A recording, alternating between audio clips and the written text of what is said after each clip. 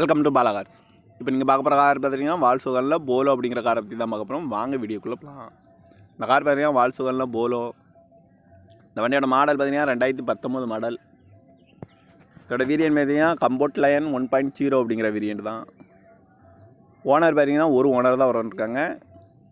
இது ஒரு பெட்ரோல் வண்டி தான்.